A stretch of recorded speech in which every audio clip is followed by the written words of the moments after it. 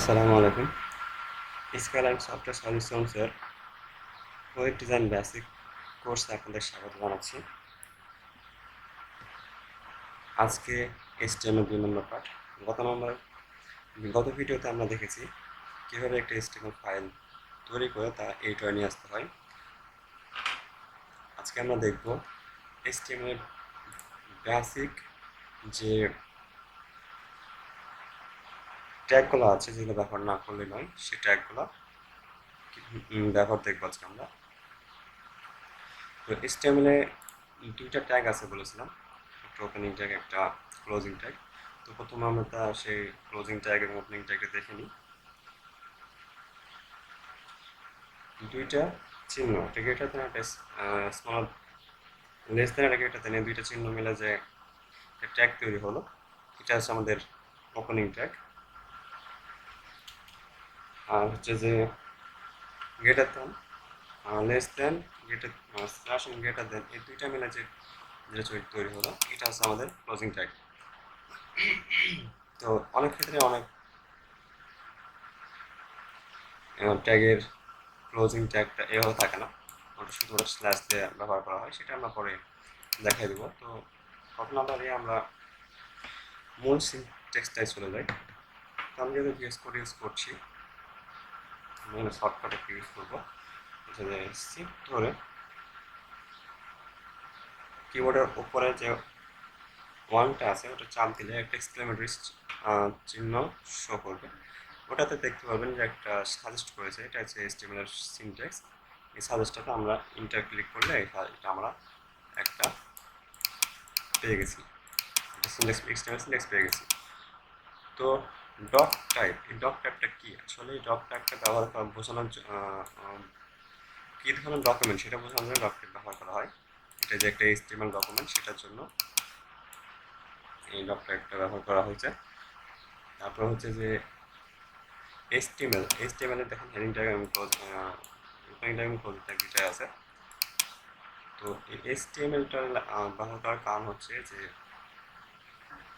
এটা ডিফাইন করে যে হচ্ছে যে এটা আসলে একটা HTML ডকুমেন্ট। হেড ট্যাগটা হচ্ছে আপনার সকল প্রকার ইনফরমেশন, আমরা ওয়েবসাইটের সকল প্রকার ইনফরমেশন আমরা হেড ট্যাগে রাখি। যেমন ধরেন এই টাইটেলটা হচ্ছে আসলে যে আমাদের ব্রাউজারের যে ইয়েটা আছে, যেমন আমি আমার ব্রাউজারে গেলে দেখাতে পারবো। ব্রাউজারে যেখানে নিউ ট্যাবটা লেখা আছে, নিউ ট্যাবের এখানে হচ্ছে যে আমি যে নামটা দিব ওখানে আমার সেই নামটা আসবে, আমার পেজে যে নামটা দেবো সেই নামটা আমার এখানে আসবে। তারপর হচ্ছে যে মেটা ট্যাগ, এই মেটা ট্যাগগুলো আসলে আমার হচ্ছে যে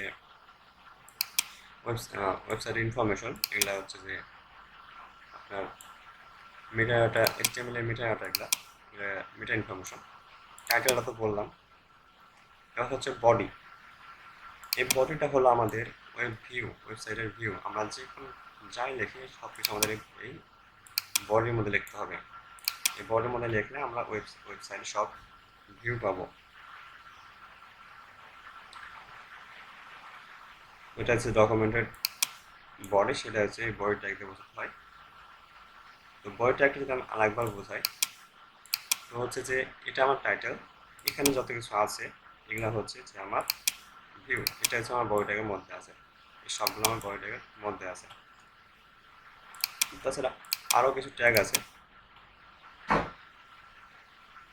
হেডিং ট্যাগ, HTML এ হেডিং ট্যাগ নামে 6টা ট্যাগ পাওয়া যায়, যেটা ক্রমাগত H1 H2 H3 H4 H5 H6 পর্যন্ত দেখা যায়। আমি সব কয়টা ট্যাগে আপনাদেরকে দেখাবো। তো তার আগে আমি দেখাতে চাই কীভাবে একটা HTML পেজ ব্রাউজার লোড করতে হয়। মনে রাখবেন যে আমরা যেখানে ফোল্ডারে আমরা ফাইলটা ক্রিয়েট করেছি, এই ফাইলটাতে আমরা যদি ডাবল ক্লিক করি তাহলে এই ফাইলটা আমাদের ব্রাউজারে ওপেন হয়ে গেছে। যেহেতু আমার এখানে ডকুমেন্ট লেখা আছে, সে কারণে আমার এখন ডকুমেন্ট শো করছে। আমি যদি এখানে ডকুমেন্ট তুলে দিই, HTML নামটা চেঞ্জ করে দিচ্ছি আর টু, আমরা সেভ, যেহেতু আমার অটো সেভ করা আছে, আমি এক্সটেনশন আসলে আমি অটো সেভ ইউজ করি, যে ফাইলে গেলে আপনারা এখানে যে দেখতে পাবেন যে অটো সেভ অপশন আছে, এখানে টিক করে দিলে এটা সেভ অটোমেটিক সেভ হবে। আপনারা অবশ্যই ফাইলটা সেভ করতে ভুলবেন না। সেভ করে নেব আমি তাও একবার। এবার যদি ব্রাউজারে আমি রিলোড দিই, তারা দেখতে পারবো যে আমার এখানে HTML পার্টগুলো চেঞ্জ হয়ে গেছে। তো আমি আরও একটা এক্সটেনশন ইউজ করি, যে এক্সটেনশনটা ইউজ করে আমি হচ্ছে যে আমার পেজ লোড করে থাকি, সেটা হচ্ছে যে এখানে দেখবেন গো লাইভ। এই গো লাইভটা আমার একটা এক্সটেনশন, এখানে ক্লিক দিলে আমার একটা সার্ভার তৈরি হয়ে যাবে, লাইভ সার্ভার আমার তৈরি হয়ে যাবে। তো এক্সটেনশনটা এই যে আমার এটা অটোমেটিক চলে আসবে। এবার আমি আমার রিলোড করা লাগবে না, পেজ অটোমেটিক সে রিলোড করবে। এক্সটেনশনটা পাওয়ার জন্য আপনার করতে হবে ভিএস কোডের এক্সটেনশন ট্যাবে যেতে হবে। ট্যাবে যে লিখবেন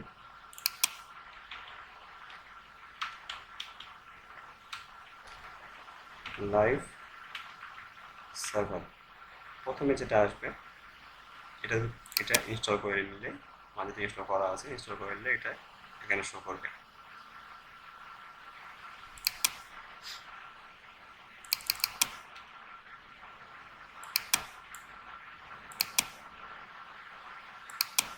তো এবার আমরা দেখব হেডিং ট্যাগগুলো। আমি H1 লিখে এন্টার দিলাম। এখানে আমি এখন লিখে দেবো হেডিং 1। যদি আমি ব্রাউজার চেক করি, এটা আমার ভিউ চলে গেছে হেডিং 1। এটা হচ্ছে আমার বডির মধ্যে, এটা হচ্ছে আমার বডি। তো হেডিং 1টা আমি পেয়ে গেছি। এখন যদি আমি বাকি 6টা করে দিই,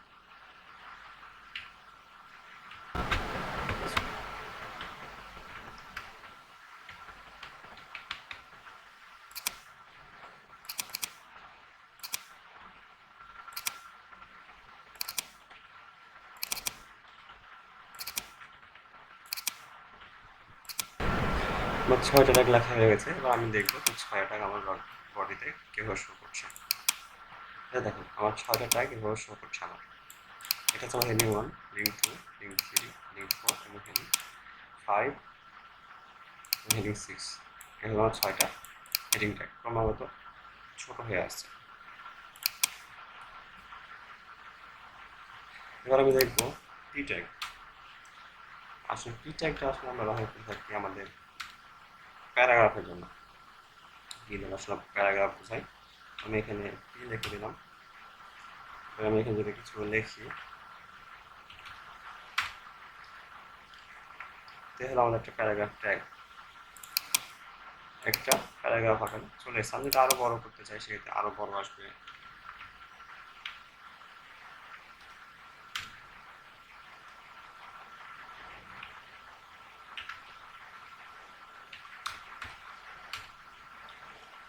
আমার প্যারাগ্রাফ আরো বড় হয়ে গেল। দেখেন এখানে একটা প্যারাগ্রাফ আকারে চলে এসছে। এর জন্য প্যারাগ্রাফ ট্যাগ বলা হয়, এগুলো প্যারাগ্রাফ ট্যাগ বা পি ট্যাগ। এবার আমরা দেখবো হচ্ছে যে বিয়ার ট্যাগ। বিয়ার ট্যাগটা হলো আসলে ব্রেক ট্যাগ। কোনো লাইন থেকে আরেক লাইনে মাঝখানে গ্যাপ করার জন্য বা হচ্ছে যে ব্রেক করার জন্য আসলে এটা ব্যবহার করা হয়। আমি এই লাইনটা এখন ব্রেক করবো।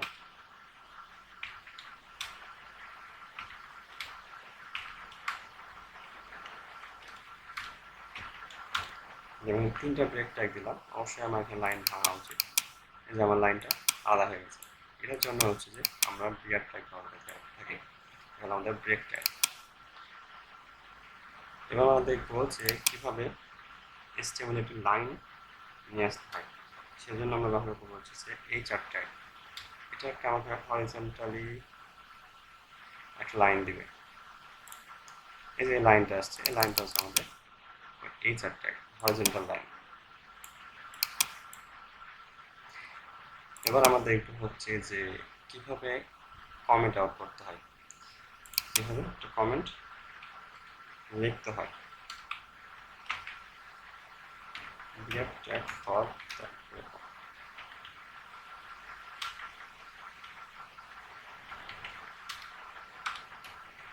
দেখো, এই যে আমি এটা একটা লিখলাম, এটা হচ্ছে আমাদের কমেন্ট ট্যাগ। এই যে আরেকটা লিখি, তাহলে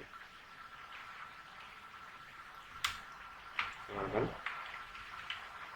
কমেন্ট লাইন। ভিএস কোডে যদি আপনি চায় থাকেন তাহলে কন্ট্রোল ধরে যদি আপনি স্ল্যাশ চাপ দেন অবশ্যই এরকম একটা লাইন তৈরি হয়ে যাবে। এটা হচ্ছে আমাদের কন্ট্যাক্ট।